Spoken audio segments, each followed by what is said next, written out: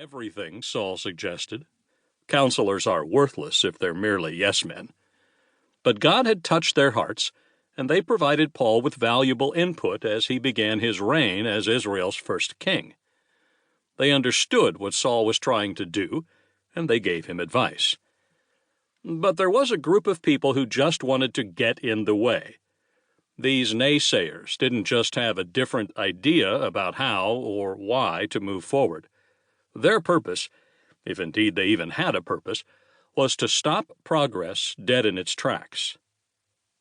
Leaders lead. If you've spent any time in a leadership role, you know about such people.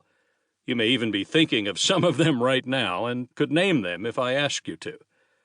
They ask the same questions and raise the same tired old flags at every meeting. They push personal agendas that are counter to the group's mission and goals. Even after decisions have been made and the organization is poised to move ahead, these scoundrels, God's description, stand in the way and impede forward momentum. You might think Saul would try to negotiate a solution or find a way to compromise. But he doesn't.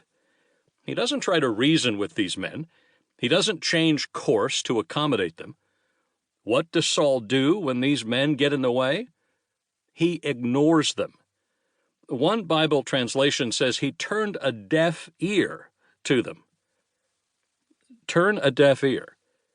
When I was a kid, we had a family friend who had 100% hearing loss. Ben was, as he described it, deaf as a fence post. Ben read lips amazingly well. His eyes had become his ears, and if he could see you, he could hear what you were saying. Ben and his wife clearly shared a deep love for each other, but they were also world-class arguers. When they argued, Ben would stare intently at his wife's lips to hear what she was saying. They'd go on for great lengths, but when Ben was finished with the conversation, he would put up his hand and squeeze his eyes tightly shut. If he couldn't see, he couldn't hear.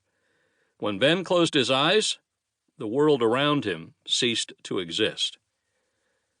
Saul was God's appointed leader, and when a mission-busting group of scoundrels tried to steer him off course, Saul treated them as if he couldn't hear them, as if they didn't even exist. And here's the clincher. There's no evidence that God punished Saul for his behavior. In fact, there's good reason to believe that eventually listening to these people is what got Saul into hot water with God. Leadership revision. It's easy to confuse leadership and management. A manager's task is to maintain the status quo, follow established procedures, and evaluate performance based on accepted standards. Some managers are also leaders, and some leaders do a good job of managing. The two functions are often interchanged and combined, but they are not the same. As the leader, you're the one who stands at the door and says, "Come and look outside. I've seen what's out there and it's awesome." Or, "I know the policy manual says to follow this procedure, but I think we need to try something different." Conventional wisdom suggests that effective leadership requires an open-door policy in which all complaints are heard and considered.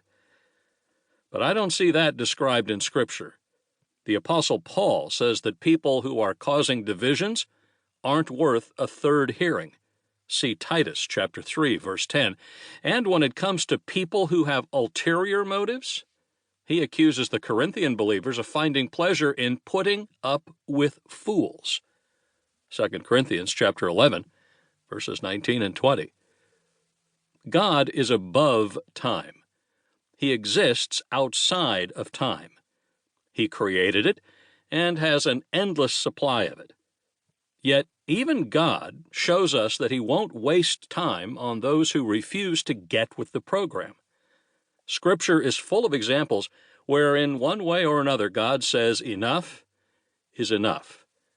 If the one who has an endless supply of time draws a line in the sand, why are you allowing those people whose names you thought of just a few paragraphs ago to derail the mission you have to accomplish with your limited amount of time?